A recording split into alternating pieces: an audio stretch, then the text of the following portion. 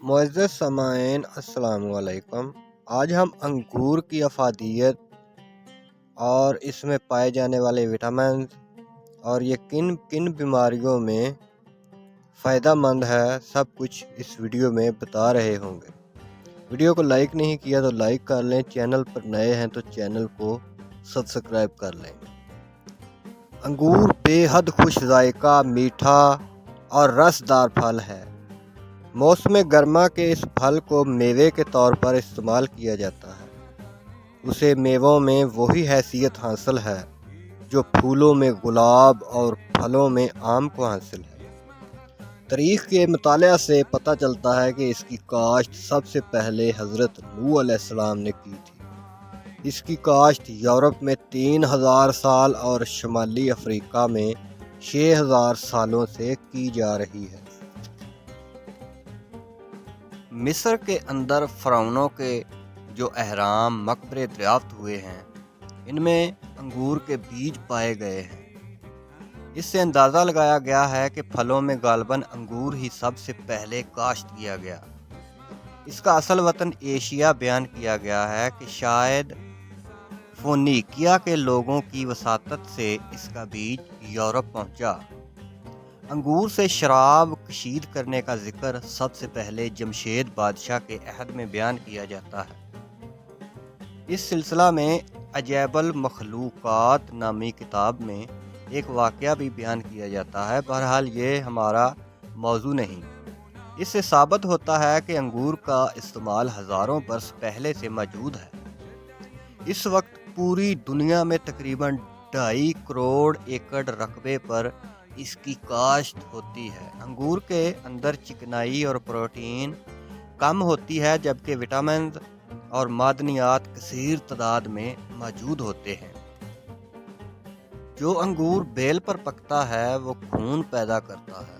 خون کو بدن کو خوبصورت اور سڈیول بناتا ہے۔ بچوں کے لیے انگور کا استعمال نہایت مفید ہے۔ چھوٹے بچوں کو انگور کھلانے سے وہ بہت جلد تندرست اور صحت مند ہو جاتے ہیں۔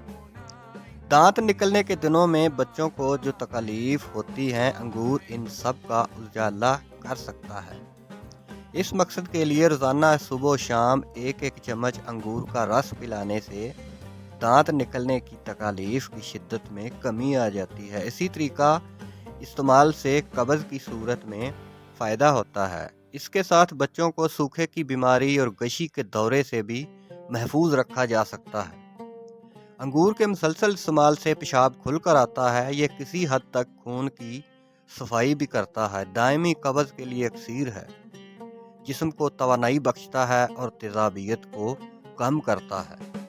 انگور گردوں سے پتھری کو نکالتا ہے۔ اس کے مسلسل استعمال سے چھوٹی چھوٹی پتھری خارج ہو جاتی ہے۔ اس لحاظ سے یہ گردوں اور مثانے کی تکالیف میں بہت مفید ثابت ہوتا ہے۔ انگور کی بیل کے پتے 25 گرام کو 2 پیالے پانی میں اتنا جوش دیا جائے کہ آدھا پانی یعنی 1 پیالی باقی رہ جائے۔ اس کو چھان کر اس میں انگور کا رس 25 گرام ملا کر پیا جائے تو اس سے گردہ کی پتھری ریزہ ریزہ ہو کر نکل جاتی ہے۔ انگور ہر عمر کے افراد کے لیے یکساں طور پر مفید ہے، کیونکہ اس کے اندر غذائیت کے لحاظ سے وہ تمام اجزاء موجود ہیں جن کی انسانی جسم کو ضرورت ہوتی ہے۔ اگر کسی عورت کو ایام باقاعدگی سے نہ آتے ہوں یا کم آتے ہوں تو اس کے لیے انگور کا استعمال نہایت فائدہ مند ہے۔ اگر اس کے رس کو شربت بزوری کے ساتھ ملا کر استعمال کیا جائے تو اس سے قبض دور ہو جاتی ہے اور عورتوں کی جملہ تکالیف میں بھی مفید ہے۔ زمانہ قدیم میں یورپ میں معالجین مرگی کے مریضوں کو انگور کا استعمال کروایا کرتے تھے۔ تازہ میٹھے انگور لے کر ان کا رس نکال لیں اور روزانہ دن میں 5 تولہ پئیں۔ اس کا باقاعدگی کے ساتھ استعمال مرگی کے لیے مفید ہے۔ 12 عدد بادام کا مغز اور 12 گرام خشک انگور یعنی کشمش کو رات کو پانی میں بھگو کر رکھ دیں۔ صبح اس کا استعمال کرنے سے دماغی اور جسمانی طاقت میں نمایاں طور پر اضافہ ہوتا ہے۔ 10 گرام خشک انگور کشمش رات کو عرق گلاب میں بھگو کر رات بھر اوس میں پڑا رہنے دیں، صبح نہار منہ کشمش کھا کر عرق پی لیں، دل کی بیماری اور کمزوری کے لیے نہایت فائدہ مند ثابت ہوتا ہے۔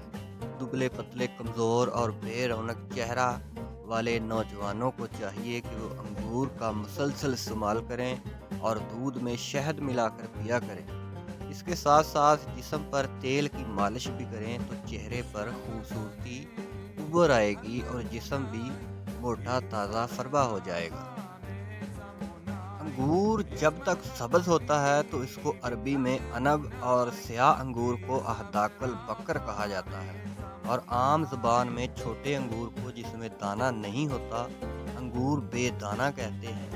یہ جب خشک ہو جاتا ہے تو اس کو کشمش کہتے ہیں، اور بڑے انگور کو خشک ہونے پر عربی میں زبیب اور مویز اور عام بول چال میں منقع کے نام سے مشہور ہے۔